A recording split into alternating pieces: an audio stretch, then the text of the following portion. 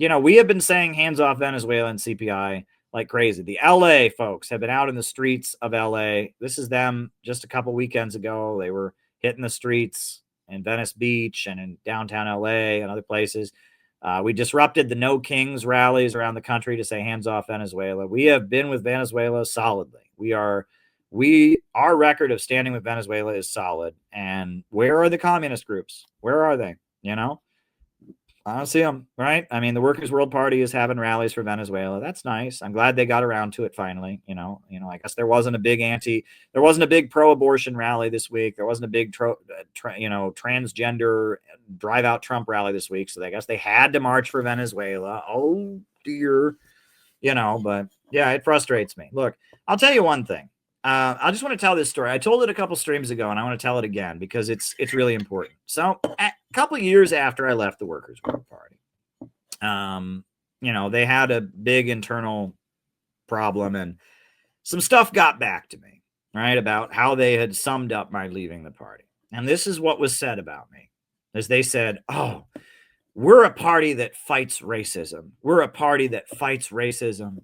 And if imagine that that there was a demonstration, there was a question of if you could only go to one protest and you had to go to a protest against racism in America, or you would go to a protest about opposing the war in Ukraine, which would you do? Well, our party, we would always go to the protest against racism. But that Caleb guy, he would always do Ukraine because he just doesn't understand how important and anti-racist our party is. That's apparently what was said by Larry Holmes about me. Now, it got back to me, and somebody actually said to me, "Well, Caleb, what would you do if you could only go to one rally, and it was a rally against racism, or was a rally around Ukraine? Which would you do?" And I said, "I don't know. There's no way to know because it would depend on the circumstances. If it was just the same old rally and a bunch of Democrats were going to be there, and the Ukraine crisis nobody was talking about it except for you, the Ukraine won. But if there had just been a horrendous, egregious act of racism and nobody was talking about it, something like the raiding the house of the Uhuru movement, I would say to do that. It just depends on the circumstances." I said it would depend on the circumstances. There's no way you could say which would be more important. You just don't know, right? There could be a situation where an anti-racist struggle would take precedence. There could be a situation where an international struggle would take precedence. You just don't know. But the Workers' World Party would always take the racism issue because they're dumb. And I hate to say that. It's because they're dumb. And it's because they want to be trendy and they want to fit in. And because it's now trendy and hip to protest against racism. So they would always do that because they always took the easy way out. They never wanted to be courageous. They never could explain their politics. The people that were at the top wanted to be Democrats. But, they already found a Barack Obama and they already found a Jesse Jackson. So they were stuck being communists. And it was infuriating to me. They never had the ability. And the time that I left, I will just tell you this, my last straw with them was that it was during the Black Lives Matter uprising, the events of 2015, where, we were building anti-racist demonstrations that I was part of. We were organizing very important demonstrations for the People's Power Assembly. And I was part of those demonstrations. And we had a meeting at our office, at the Workers' World office, every Wednesday night. And there were about 80 people coming to the Workers' World Party office because it was a trendy issue. And Black Lives Matter was popular and all that. 2015, Baltimore had just gone up in flames. Obama was still president, getting ready to leave. And every week, the People's Power Assembly would have a meeting at their office. And there were two important Black leaders. I won't say their names here, but they were very important Black leaders in New York City. Both of whom were middle-aged Black men. And one of these middle-aged Black men, he made comments to young women. He'd say, "Oh, that's a nice dress you got on there," and, whatever. And they banned him from the group. And they launched like this crazy cancel culture ban against him that was a little bit nuts. It was a little crazy. And it's like, this guy, okay, don't make comments like that. It's rude. You need to respect women or whatever. But they launched this like crazy campaign against the guy. And that scared us. And then this other older black man, they went after him in a similar manner. And I don't even know what it was about. It was the fact that I think he wasn't pro-transgender or something like that, or that he talked to police officers at demonstrations. He would like talk with the cops at demonstrations. They went after him and they banned him. And I watched these two older black men get banned from the group. And me and my wife, we both said, we're not going back to these meetings on Wednesday night. We're not going back to these meetings because it's only a matter of time before they come for us. And we could see that it was turning into a circular firing squad, and that there was a certain person, who was a member of the workers' world at the party at the time, who was completely toxic. And he would just target people and go after people. And we thought, this is a circular firing squad. I had a full-time job. I was working with Press TV at the UN, and I was recently married. I'd married the year before, and I was disagreeing with the party, and I had just been in Iran and all that. I'm just like, I just don't even want to go to these meetings anymore. I don't want to do that. So I stopped going to the People's Power Assembly meetings every week. But I wasn't going to quit the party or whatever. I was just whatever. I had my full-time job. I had my disagreements with the party, but I was trying to just kind of step away. So then I got a phone call. And, it was like at 8 a.m. We're having an emergency meeting of the local committee or whatever. We need you to be there, Caleb. I said, I'm busy. I got to work today. I can't. No. It's an emergency meeting. We got to have this meeting. I thought, okay, all right, I'll go to the meeting. So it's 10 a.m. I go to the office. I'm there at 10 a.m. I've got work later that day and all this. I'm sitting there with them. What is this emergency meeting about? It's about the fact, Caleb, every week, 80 people come to our office, 80 young people that are organizing Black Lives Matter rallies come to our office, but not a single one of them has joined the party. Why? Why have they not joined the party? They all know about it. They see the newspaper that we hand out. They don't join the party. That's what the meeting was about. And I'm sitting there and I'm like, oh God, don't do this to me. And so they're just going around and why did none of them join? We haven't recruited a single one of these young black activists who come to our office. Not a single one of the anti-racist white youth. None of them have joined the Workers' World Party. Why? Why are we not recruiting them? Then they turned to me. They said, Caleb, you are the only young person here, which was true. I was the only person in the room under 60. Caleb, why are we not recruiting any of these young people? Pointed at me. And at that point, they asked for it. And so I told them, I said, we're not recruiting them because they don't agree with us. We're an organization that supports North Korea. We're an organization that believes in Marxism, Leninism. We're an organization that, believes in, communist ideology. And these young people are coming to our office because they like Barack Obama and they think racism is bad. And if you want these young people to join our group, you need to convince them to like North Korea. You need to convince them to like communism and ideology. People don't join a communist organization that likes North Korea, a communist organization that, supports Iran, a communist organization that, that defended the Soviet Union. People don't join such a group because they think protesting is fun and cool. They just don't, right? If they think protesting is fun and cool, they can join the Democrats. They can join all kinds of groups. We have a little bit of a problem in that we are representing an ideology that most people think is evil and totalitarian and failed and starved everyone everywhere it's ever been tried. And if you can't give these people real political answers about why our ideology is correct, they're not going to join this group. I felt like that should be fucking common sense. And there was dead silence in the room after I said that. And I didn't use profanity. I actually was quite respectful in how I said it.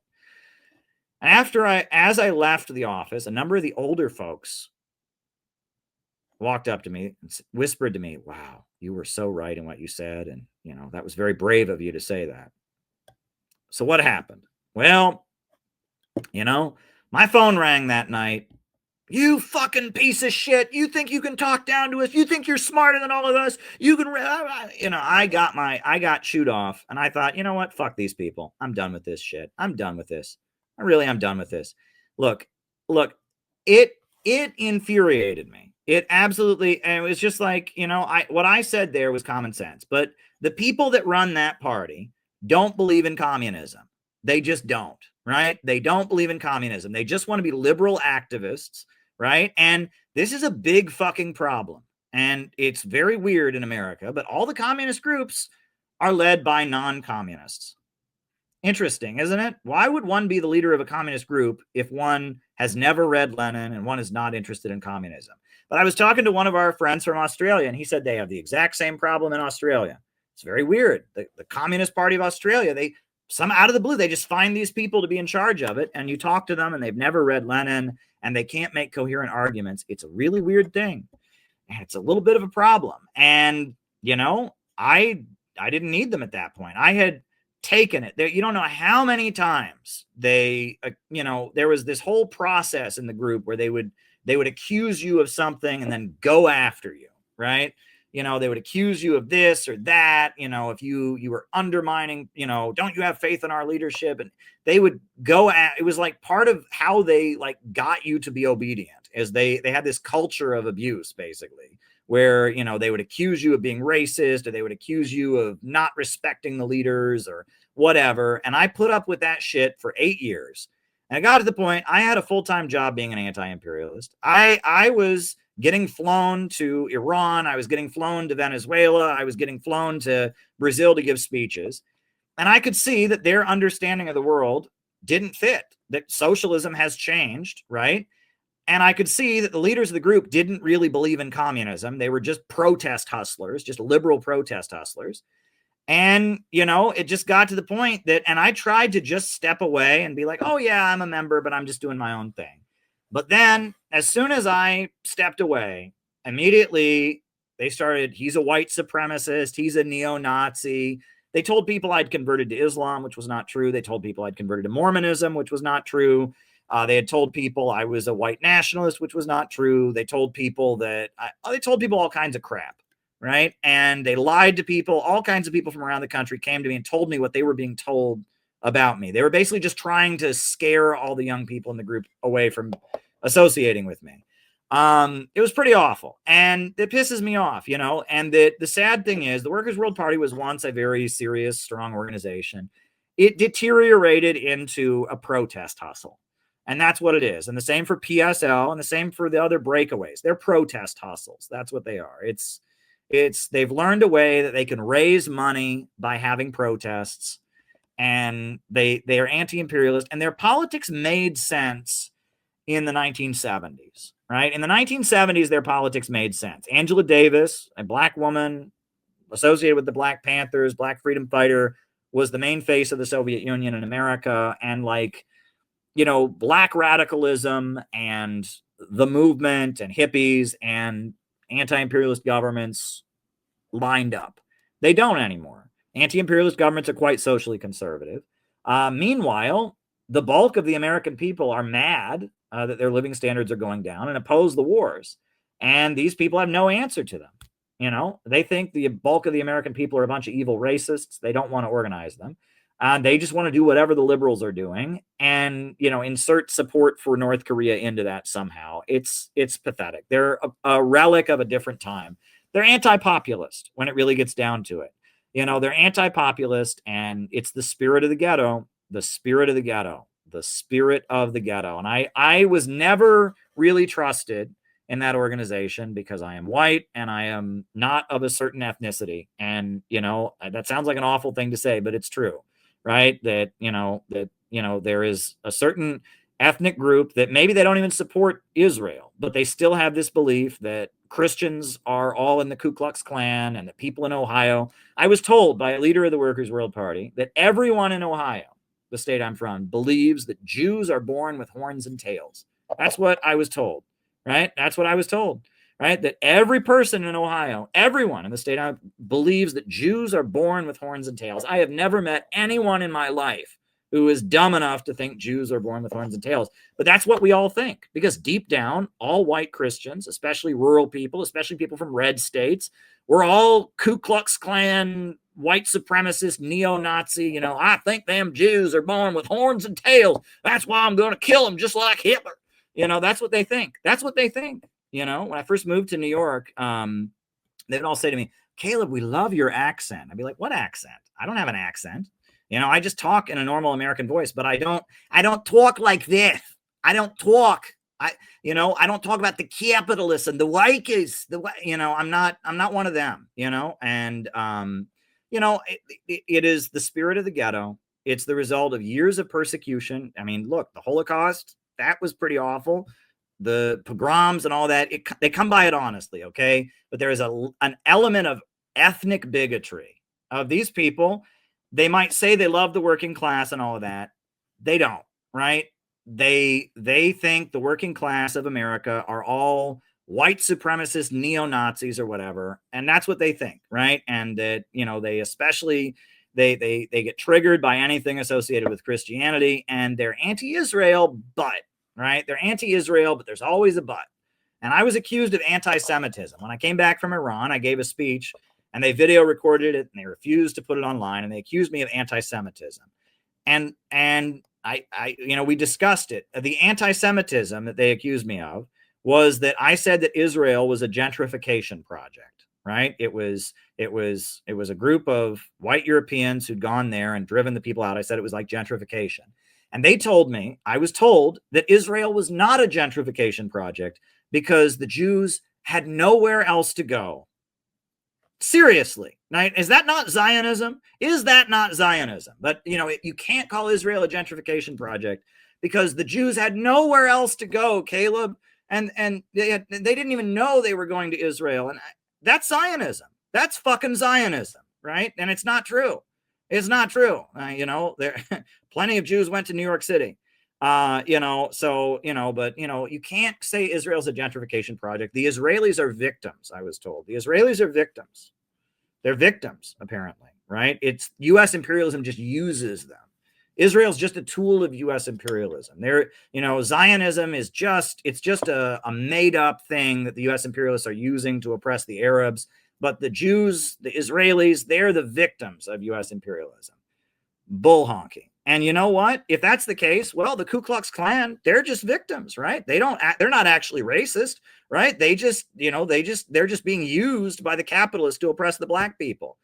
They would never say that now, would they? They would never make that argument. Of course not. They would never say that. No, the Klan are the enemy. We're going to kill them. Oh, okay. So I guess if your people have a racist ideology that is used to justify imperialism, they're just poor victims. But if my people have a racist ideology that's used to oppress, victims, that's because they're evil and they need to be all murdered. This is their attitude, right? And there's an ethnic component to it. And I understand Lyndon LaRouche is not an anti-Semite in any way. Lyndon LaRouche is just he comes out of the Marxist tradition. But he tried to be a Marxist in New York City in the late 60s, and they did the same thing to Lyndon LaRouche that they did to me. You're not allowed to be a Marxist, right? It's their property. Marxism is their hustle, right? It's their way it's their little, and that's why it's always going to remain fringe and irrelevant. In Venezuela, they have a real mass communist movement because it is a mass movement of Venezuelan people fighting against imperialism. In Russia, they had a real revolutionary movement led by a guy named Joe Stalin, who was trained in a seminary, and they built a real mass movement and established the Soviet Union. In China, they had a real mass movement. But in America, communism is never going to be a real mass movement because it is the property of certain people, and it is their private property, and they're going to be in charge of it until the end, and they hate the American people, and the American people are all evil in their minds. They hate the American people, and America is just an evil, racist country, and they're the good ones, and, so as a result, communism in America is a dead brand. And that's why we have to build innovationism. We have to build the innovationist movement because communism in America is a dead brand because it's the property of certain forces that it's dominated by crypto Zionists, not straight up Zionists who support Israel, but crypto Zionists who have that mindset that puts them at odds with the American people. And this is all not politically correct. And I expect someday they're going to cancel me for saying this. And it's funny because after I was in the Workers' World Party, the big talking point against me was that I was an anti-Semite. Nobody ever brings that up anymore. It's pretty funny, isn't it? Right? No one ever brings that up anymore. No one ever accuses me of anti-Semitism because now, with what Israel's been doing and how they call everyone an anti-Semite, it wouldn't work. It's kind of interesting. But for years, that was the main thing that got up. Oh, Caleb is an anti-Semite. And now they don't say that anymore because everyone can see how toxic Zionism is. Opposing what Israel does is the main thing that leftists do. And, and so now, it doesn't get brought up anymore. But for a long time, that was the talking point against me. I don't hate Jews. I've got stacks of books by Jewish Marxists behind me and all of that. But there is just a level of ethnic bigotry among people that run communist groups in America. And, and I'm not saying it doesn't come from a real place of suffering. It comes from their real experience of being persecuted. But it's not universal. Look at Norman Finkelstein, right? Look at Max Blumenthal, right? There are plenty of folks of Jewish descent who said, you know what? I may be of Jewish descent, but I'm not better than everybody else, right? I'm not going to maintain this victim complex that says the American people are my enemy. There's plenty of Jewish folks who do that. So we're not hating anyone on the basis of their religion. We're not hating anyone on the basis of their ethnicity, but there's a big problem in communism in America, and that's why communism remains fringe. It's just because it's captured by the spirit of the ghetto.